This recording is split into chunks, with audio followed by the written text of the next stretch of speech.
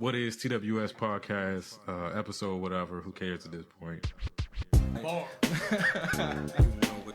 The rants of the vindicated. It's my podcast and I do what I want to. People, listen. Word, is it still live? It's not working for me, Rich. All right, we gonna keep going. I know I changed my voice at work. Bars on the radio. What is TWS podcast? It's ready. I feel like the end is staring at my watch and I'm feeling so new school. Suicide attempts, how many tries to take? They ain't ready. Hey, yo, nicotine salts ain't nothing to fuck with. All right, anyway. That's what I'm vaping right now. These nicotine salts. I feel like it's like some bath salts type shit. Like, I don't know. Let me take that back because they was eating people's faces off. Yeah, I ain't know where. Hey, but it's I don't know. Just if you vape and you haven't done nicotine salts, don't like just jump whole ass into it. That's pretty much what I did. And I don't know if that was the right choice. Anyway, this is What is TWS podcast. Yeah. We at like episode 98. We creeping up on that 100. So please, send us your shout outs or whatever. So we creep. So we can make this 100th episode something super dope. I don't know. I'm just gonna say it. We did hit the 10,000. Yeah, we did. I kind of wanted to celebrate both at the same time, but we passed 10,000 a minute ago now. So I just feel a need to put it out there. Thank all of y'all for listening. Thank for everybody who pressed that play button, as easy as it fucking is. But everybody who pressed the play button, we appreciate y'all. If you haven't, 10,000 people did, or 10,000 times somebody hit it. It could have been me 10,000 times. We don't know. It happened. But it happened. We're excited. We excited. I would pat myself on the back, but my work shirt still tucked in. All right, but yeah, as always, I am J. Flan. That is my brother, Rich Nerd. Yo. And we are the White Pants Society. Yeah. And thank you for coming back to chill with us for another episode. Man. All right. Elephant in the room, Wakanda forever, whatever that, whatever's going on. Hey, I'm a parent. I don't get out that often. So I ain't get to participate in the opening weekend shenanigans. I don't own Kente Claw. So I stayed in the house. I got tickets for this Friday, though. I'm going on Friday. Mm-hmm. It's parents' night out. Daycare is going to keep at least until 10. So I get to get out and do something. So I think you guys going to like it. I'm going to check it out. You know what? Like, I'm walking into it almost with the same fear that I walked in to Get Out with. Like it's already been hailed like the greatest motion picture of all time. Like I don't want to walk in there expecting this. It's a comic book movie. Like I have to keep that in my mind. Like this is a movie based on a comic book. This is what I'm gonna say about it. And it's not a. I feel like I can say this because it's not a spoiler and it's not necessary. I'm not gonna tell you what's in the movie outside of what's like in the trailers or whatever. Yeah. I will say this. I think the reason why it's been so highly regarded is because motherfucking Ryan Coogler had a vision and that shit came to fruition. It's a comic book movie, but if you read all of the rants and the raves and all of the even the put downs, everybody's like, you call him a superhero? He's not doing shit. Like everybody's saying that because it was a story first and a superhero second. So like Get Out had that real that good like character development, that thrill, that suspense. Like it was all about the back end, all about telling the story, all about developing the characters and giving you an immersive experience. Yeah. And he did that shit well in 2.5 hours. I'm definitely interested in seeing it.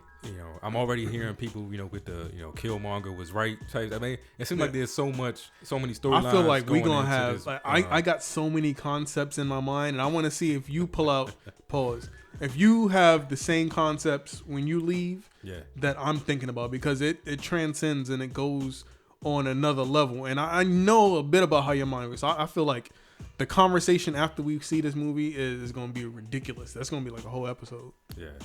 I tried to record an episode of The Road to Recovery last night. But even with my new fantastic shout out to Tascam, because I love this what is it, the DP24 SD. That's a long ass thing. I love this Porter Studio is super dope, and it's eliminated a lot of the errors I used to make but I did it again last night, Rich. I recorded like a half an hour. Well, I talked for a half an hour, but I never hit the motherfucking record button. So y'all would Gotta never. get a whiteboard in here. Yeah. Some checklists and processes. I have a whiteboard and it failed. See, that's what happened. The whiteboard failed. The checklist wasn't there. There were no fail safes in place. But I was talking about it yesterday, like I don't know if I should save that for after I see the movie. But like I'm such a contrary person. Like I'm such a go against the grain, anti-flow kind of person that I do have like some feelings about all of this Black Panther hysteria, and I don't know. I do want to say this, like if we end this, like right now we seem to be in this celebration of Black excellence, right? Let's not drop it at Black Panther. Yeah. You know, and let's be 100% honest with ourselves. First off, like there's a reason that movie studio put this movie out in February.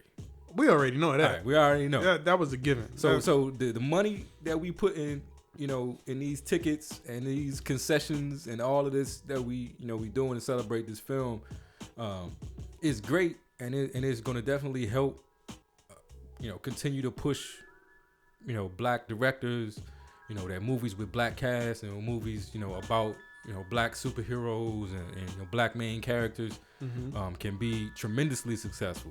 We do need to prove that, but we line the pockets of some folks that may or may not be with our agenda, and there are some things coming behind this, that we got to continue to support if we in this spirit of Black excellence. I think I put something in the group today about A Wrinkle in Time, and that may not look like a Black movie.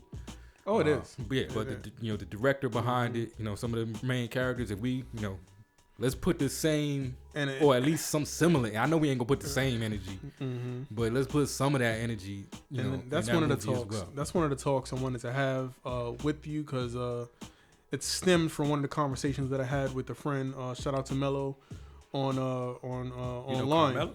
I wish. But so it's just another conversation that stems off the movie, and it goes into the greater conversation that I want to have. But it's some good points about that, and I'm gonna save that so after you see the movie. So maybe Sunday or something like that. We'll chop it up, figure it all out. But speaking of Wrinkle in Time, I'm torn on that. Like watching the trailers, it's like on one hand, knowing the book, I want to see it, but then on the other hand, some of the characters I just can't get with. Like that what's her name, Reese Witherspoon. All I see is Legally Blonde and Sweet Home Alabama. Every time I look at her, and I'm like, really? You're supposed to be all the fucking omniscient and shit, and you out here in the time verse, whatever the fuck is going on. I just can't see it. Question for you: Is this the first movie where Oprah wore makeup? I don't think so. I'm just used to. I guess I'm used to slave. I feel like in Color Purple, she didn't naturally look that bad. Hey, well, she had to take it down a notch. I don't know, player.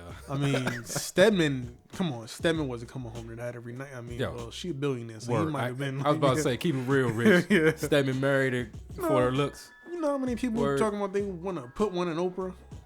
Wouldn't you? Oprah's a billionaire. A billion. 9 billion. 9 billion. Anyway. That shit is crazy. And then also speaking of Black excellence, I also want to say, in addition to supporting Black excellence, let's support Black trying as hard as they can. Black, I'm on my way. Black, I'm still figuring this shit out. Like let's support for real. True. I see them shirts with it like I'm rooting for everybody Black. Like word. Like let's do that. Like I feel you on that. I can't wait till they get to Wakanda level. Yeah, you got to get back them, help them build up that momentum and give them that support along the way. Not everybody got vibranium. I'm just saying. I sound like I know a lot about this shit, don't I? But anyway, that shit crazy. What else going on in the world, man? People getting shot. Yeah, there's too much going on. This was a bad joke. I see people getting shot and you laughed. I ain't So before we started, I mentioned 18 school shootings so far for the year. Yeah. And so we were talking about just some of the school shootings earlier at work. We had a bunch of issues at work. I was at my desk in between server patching, and I was hooking up somebody's Mac. right? Putting it on a domain, doing all that, blah blah blah, back end tech stuff. So the owner comes down, two of the creative department people, they come in my office and pause, and they come to pick up the laptop. And the first thing this person says, she walks to the office, and then she walks. You know how the office is laid out. Yeah. So I sit where you used to sit. And she looks down the office, and she sees me sitting at my desk, and then she walks around, and she's like, "Oh no, this ain't no good." I'm like, "What?" And she's like, "Come on, you know what's going on in the world. Suppose," she's like, "you already got your door unlocked. That's strike one. Suppose there's an active shooter in the building. You did. They come in here, not only is your door unlocked, there's a perfect line of sight from the door to your desk. There's nowhere for you to hide. There's nowhere for you to jump."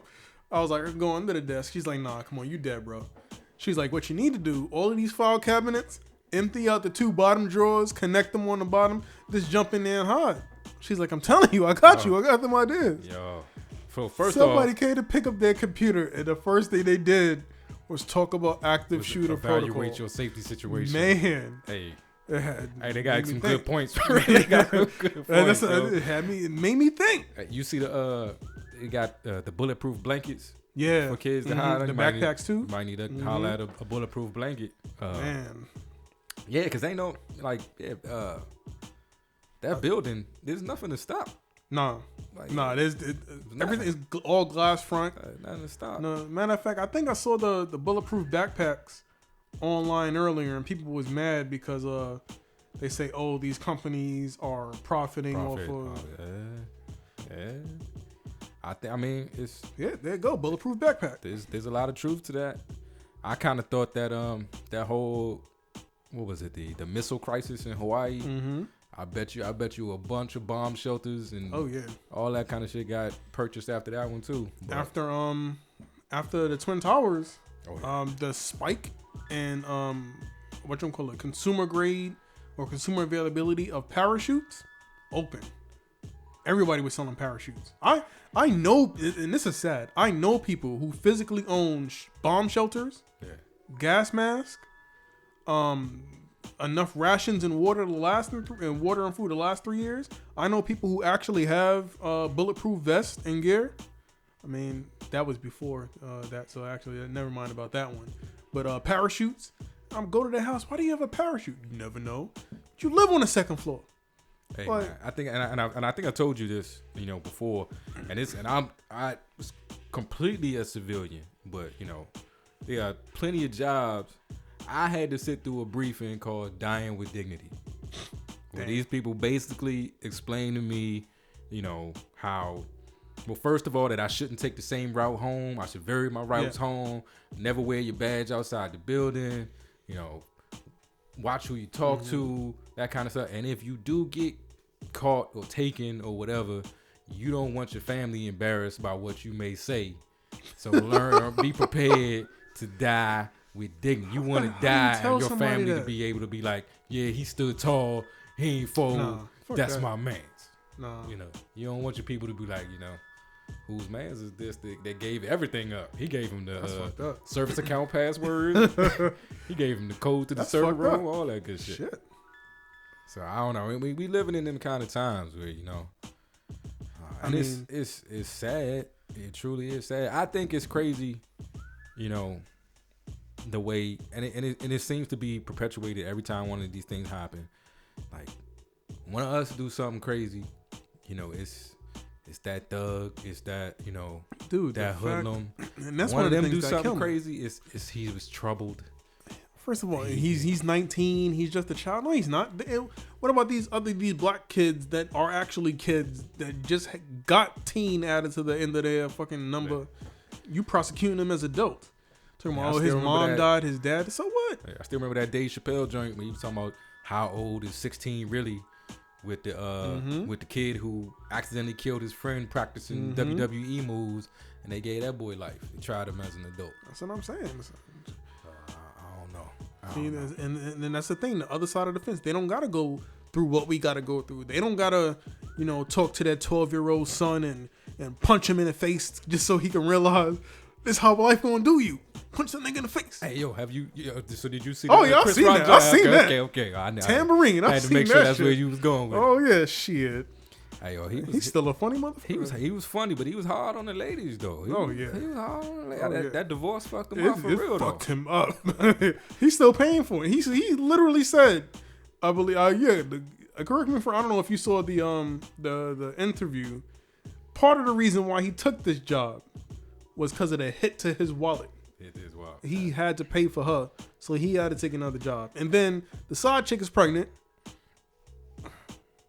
Damn, Chris, that's fucking enough for us. All right, but okay. So, but what do you think about what he said? He was like, you know, he hit a few, you know, a couple, whatever, and he was like, I know women are like, damn, you know, Chris, you know, how could you do that? Not you. And dudes are like, a couple, like, you know, like, a few with Chris Rock, a few. I think I heard a comedian once before say like, you know, like having that kind of money and avoiding women is like going outside and it's raining Skittles. Yeah. Like even by accident, a couple gonna land in your pocket. Yeah, like, you know, like, true. You don't even got to try. You gonna catch a few. No. It's just gonna happen. And what's the sad part is like on one hand you want to be like that's true, but on the other hand you never want to really admit that because you know you want to have the hope that when you're in that situation, you know you'll be stronger and you'll do different. And then part of it is how you act. A perfect example. What's his name? The comedian. I hate to do it like this, but the white dude. Who they all look alike, man. The one who is going after Monique, the redheaded dude. I still don't. The white dude who's a brother. I know who you're talking about, but his name is. I can't. It's gone. He married that black woman. Yeah. I can't remember his name. About. Yeah. Anyway, he said during his interview on the Breakfast Club, he was like he never puts himself in a situation where anything could remotely even happen or be construed. Yeah. You know, go to the event, leave the event, you go straight to the hotel. Yeah. Leave the hotel, you go straight to the airport. Leave the airport, you go straight home. Right. There's no window of opportunity where you let shit happen. Somebody like, oh yeah, we want you to do this job at the club. Nope, can't do it. Why? Because I might be on stage and somebody throw their drawers. I might be on the way from the stage to the back and something happen. Nope. I need to be at this venue where I know I have a safe passage and I can get the fuck out and then go home. You're not coming to the after party? Nope, I'm taking my ass home. My after party is on the couch on FaceTime with my kids. Like, hey, I agree. I said in the group one time we were talking about the food thing. I'm like, you know, I'm not famous. I don't have to worry about, you know, the random joints. But, you know, women I meet you can't meet me and within the first 30 seconds of our conversation, I not somehow work my wife into that conversation. Yeah. You can be like, man, you know, I was sitting at a red light the other day. Man, you know who sits at red lights? My wife. You know, I was brushing my teeth. You know who brushes their teeth all the time? My wife. I will find a way to put my wife. It's real though. You have to squeeze it. I do it too. You just gotta mention people. You gotta squeeze it in. But I don't know. Yeah, I would only hope that, you know, I could be there. But so speaking of relationships, since the last time we recorded, Valentine's Day has come and gone. And we talked about like prepping for Valentine's Day and everything in our last episode. I want to say, I'm just going to pat myself on the back because I don't have a work shirt tucked in right now. Mm-hmm. But according to my wife's office, I won the day. I won Valentine's Day. So I do it though. And dudes, you gotta look forward to these. You gotta look forward to these years where Valentine's Day falls on a weekday, because that is your chance to shine and to get you some cheerleaders in that office, and you need them. You need them. You need them, because I'm telling you, if you in a relationship with somebody, a committed relationship, long term, with a woman, especially, at some point, everything you do is gonna get on her nerves. Yeah. Not the same things consistently, but over time, every single thing you do at some point is gonna get on her nerves. Mm-hmm. You're gonna breathe too loud. Yeah. You know, she don't like your posture. You don't spend too much time together.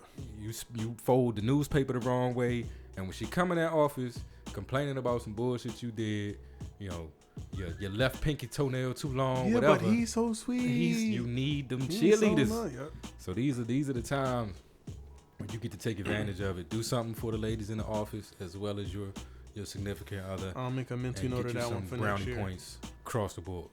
I'll make a mental note of that one. And I did fall back to tradition. I did roses this year, but I feel like it had been so long since I done them that it was appropriate. Yeah, you know, and it was. I wanted that romantic love symbol. That I don't just love you. I still see you as my beautiful, sexy, bride. Like I'm not just these ain't some tulips or some carnations. You know, I want you to know. You know where these flowers is coming from. I want you to know. But I feel like I had a. That's dope. And for where me and my wife have been, I think it was important that this be a good Valentine's Day. And I definitely, went a little further in the car. Like the flowers was not like the flowers was almost a reason to be able to send the card. Yeah. And that's where you really shine. That's where you get to really shine. So the ladies get to see the outside thing, the flowers. She get the flowers. And that little part that's just for her. That's just for her. That she get to see it in the car. And I said some things that I probably need to say in person, but I think I probably definitely got across some stuff that I hadn't said. Just left it all on the page. But man, what else? Something else relationship wise I wanted to talk about, but it's left me, man. It's left me. I don't have it. I do not have it. Valentine's Day. Man, what else is going on right now? Man, it's so I usually try to avoid the nonsensical stuff, but I'm just gonna mention some of the dumb shit. Okay. I don't understand why it gets so much press. Lord forgive me. Black China leaking her own sex tape. Why did it get so much press? Hey, I didn't see it. Once again, the bullshit blocker, came in. I didn't seek out the video because the funniest thing seek it out, it just pops up. But the funniest thing to me, I didn't see the video, but the funniest thing to me was just she got murdered on Twitter for that sex tape. I don't know how bad her head game could have been, but from what I understand, like just that's what I'm saying. I didn't see the tape. I saw the backlash. I saw the hashtags, and it's just like, damn. Like and people, I'm gonna say this: whatever you do in your life, avoid being trolled on Twitter at all costs. And if you get caught doing some shit, listen, find a scapegoat quick and just point the finger and lay low. They gives no fucks. Like it's horrible. They don't let up. I'm just saying, they put you up. Don't read them hashtags. Hey, what could she have? I've never seen a woman's head game criticized so much, so relentlessly, based purely off of and they said the video was like 1 minute and 26 seconds or something like that. And then like I feel like, and this is I'm not saying this from personal experience, but I feel like when the camera's on, ladies tend to get it best. Do better, they tend to do a little better. They putting on a show because they know that the purpose is that you can watch it later. Man, and be back in that moment. So if she was putting on a show and she got murdered this way and on Twitter, like how bad could it have been? Maybe this explains why Rob left. How bad could it have been? I don't know. Rob was like, you know what? If that's the best you got, I ain't with it, China. I ain't with it. He left. I would say he could. They got class. There's too much shit on YouTube now. You could have just sent her to the chick with the grapefruits and stuff. She could have stepped the game up. We could have. That all over the place got me pissed off. Who had the baby? Was it Kylie or Kendall? I get them all mixed up because I don't know which one it is. Tiger all upset, I guess, because he didn't put one in her. But what's his name put one in her? Who cares?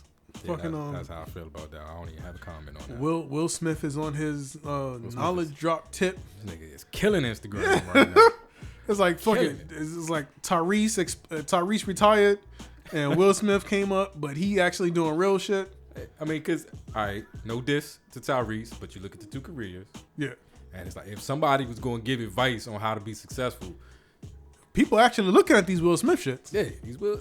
Will said it? Oh, shit, go ahead. I'll be running with that. Everything you've ever wanted is on the other side of fear. That's my shit right there. All the best things in life on the other side of fear. When I first saw that video, that shit resonated. Because I was like, you're right. Nothing happened yet. Why are you so scared? You know, when I started respecting Will Smith, because I thought he was the corniest nigga alive for a long time. Yeah. When he was on one of them Footnotes videos for Jay-Z's. Oh yeah. Yeah, like he was real. I think that's like the first time I heard him like curse recklessly, like just in regular conversation. I felt for the same way. And that story, that was a real story. Yeah. And that example he gave, because sometimes people don't pay attention. People don't listen to their kids, and it's all about me being an adult and you got to do what you got to do and preaching responsibility. At the same time, we got to realize that a kid is still a kid, and you know the work ethic is not going to be the same. Yeah. Their breaking point is different. If your daughter calls you in the middle of a tour and calling the whip my hair tour, she just cut her hair. I got it. You're right. It's over. Never made that mistake, and you got to be there for your kids. All right, so here's a question for you. This is random shit coming off the top of my head since we talking about Will Smith. I saw him do an interview on one of those nightly shows or whatever, but he was talking about him and Jada being out, and I guess they invested in some water company. Yeah. And they saw like the first shipments of the water being delivered to like some store not too far from their penthouse or whatever. I'm assuming it's a penthouse because it's Will and Jada. Yeah. Right. But they had walked out the house like with no money. So like rather than go all the way back to the house, which is what Jada wanted to do, he was like, why can't we just ask somebody on the street, you know, can we borrow $5? He like, they would love to give me $5. Like somebody, me asking, you know, this is him talking, saying like me asking somebody for $5 would probably make their day. Like that's a story they can tell for the rest of their fucking life. If Will Smith walked up to you and was like, hey, yo, my man, I need to get some water. Can you spot me up? So I'm mixed between two emotions. All right. One, oh shit, it's motherfucking Will Smith. I'll probably pull out a 5, ask him to sign it, and then put it back in my wallet. Like, because on one hand, it's like, nigga, you need $5? Listen, it's a loan. I'm gonna need that 500,000% increase. Right. Like you gonna hit me back? Like, yeah. Can I get a ticket? Can I get an invite to a concert or something? What we're gonna do is walk in this store. Yeah. I'm gonna cop this water for you, and then we gonna walk back Yeah, like the to fuck. your spot. You know what I'm saying? You don't need this $5. Nigga, what? No. Yeah, I don't know. I mean, I don't see myself saying no. Like I don't see that happening. But I don't carry cash that often. Yeah. So I would have to be like, hey, I got my card on me. We can go in here. Maybe you can sign this receipt.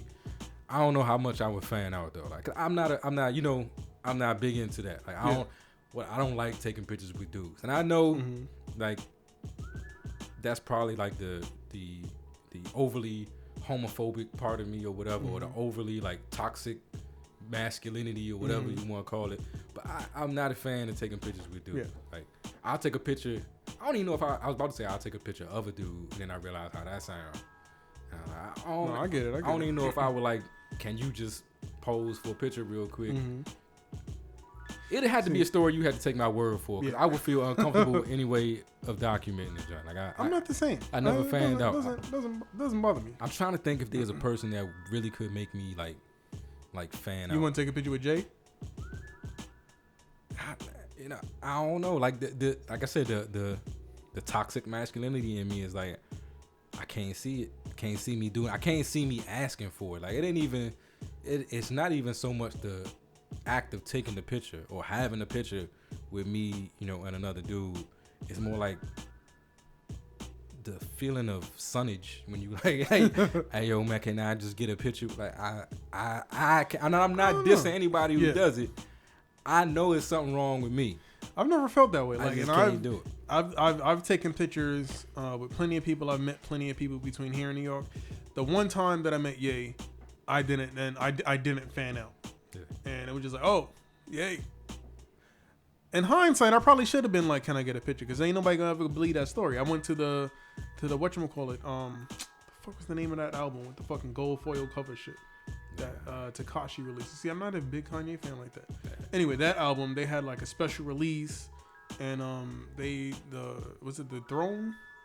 Yeah, whatever. Anyway, I was there, and it was a special release. Some work friends and I went to, and they were there. But I mean, I've never like fanned out to this point, but I'm like, oh, can I get a picture with you, or can I take a picture, or say something, or I don't know. I've never felt the way about it. I don't feel like emasculated. I don't feel like sunned. If anything, you put yourself in a limelight, so you technically owe me this moment in time. You know, so. I know one thing I was gonna say. We were talking about the like not putting yourself in a position to fuck up in terms of cheating, and one of the dopest things I heard listening to Drink Champs. Nori says he does this and he learned it from LL. Like he used to be on tour with LL, and you can only imagine what was going on in that situation. And he was like, he noticed like L was never had no women, like never did the groupie thing, none of that. And he asked him about it one time, and he was like, I bring my wife everywhere with me.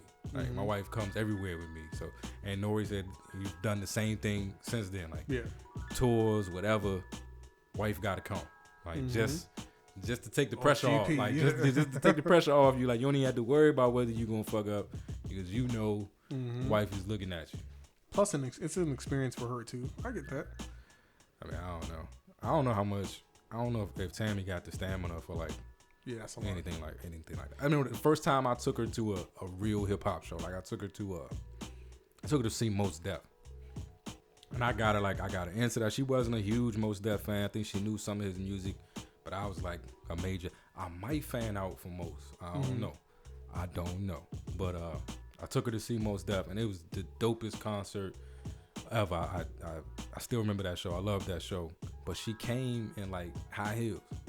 I was like, yo, this is not gonna work. Like this is not for the way I like to be at a show. Like I like to be up front. I like to be, right up on the stage. I get there early, listen to all the DJ shit. That's back in my drinking days. I had to like monitor my alcohol, make sure I ain't get too drunk.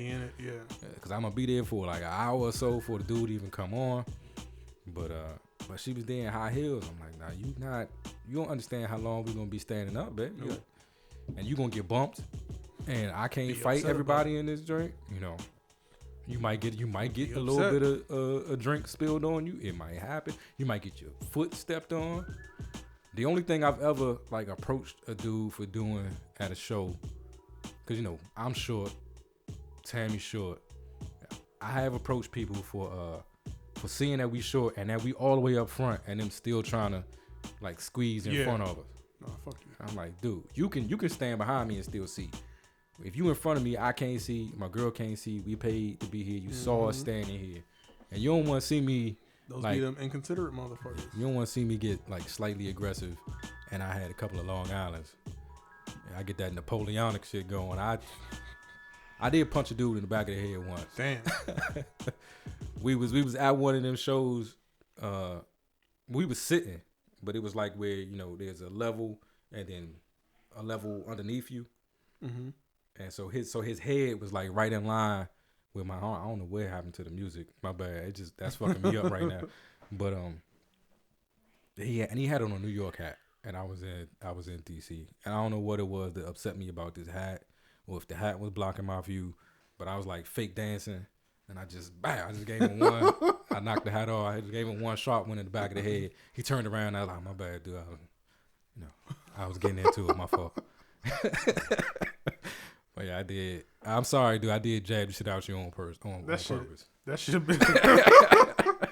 So did he just like accept the apology and just go on with his business? He just went. I mean, like I didn't even give it a chance to go any further. Like when he turned around, I was just like, my bad, and I just kept going. Like I ain't stopped dancing and like stare at him so we could figure out what we was going to do next. I was like, it was a moment. It happened. Move on. I'm back to the show. I don't know about you. You missing shit, nigga. You might want to turn around. Some dope shit happening right now. Nigga.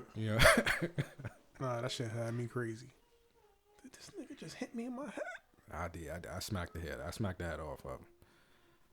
I can't even tell you why. Because the way we were staggered, he couldn't have been blocking me. I just must, how I just don't like people for dumbass reasons. It's like, fuck it. And shit was building up. So fuck this nigga. That New York hat must have been bothering me all night. Yeah. That shit is weird that the music just stopped. It was like, are we in like intermission or some shit? Like the show will be back in 30 minutes. You know what? I'm playing the music. So folks, just so you understand what happened. I'm playing the music off my cell phone. and I don't have my charger plugged in, so I didn't hit 1%. I'm sure my phone decided, Phone is like, nope. music gotta go. Nope. We done with that. See, that's where you got them wireless chargers. It's too many wires. Yeah, well, it's too much shit on this table as it is now. We gotta upgrade the studio. Yeah. That's why I got a stand at my desk. It's right there. Smack it on every day. IKEA got them for $10 though. I'm thinking about going to IKEA over the weekend and just racking up, just putting them everywhere, every corner. But yeah, man, is there anything else? I do want to. I was torn about doing this, but I do want to say so. I do want to like acknowledge it. We got, so my Road to Recovery series got shouted out on Jay's Just Say Word podcast, and like I've said several times in the show, Jay is definitely somebody I look up to in terms of podcasters and a show that I enjoy. I appreciate him inviting me on the Man podcast, and that was a dope show to do with him and Baby Huey. And I understand it's been some drama or some craziness on Twitter. I listened to the latest episode of the Man podcast when Jay kind of went into it, and I don't know what he did, and I honestly am not looking that hard to find out. I don't know. I just want to give my support to Jay. I think as a person who has just had to admit a lot of my shortcomings and a lot of my wrongdoing in the past, I kind of know what that feeling is like, and I think we all.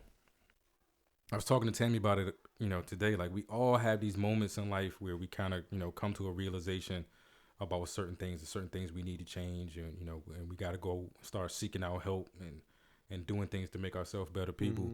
And it's sad when we come to those realizations too late after the damage has been done. Definitely.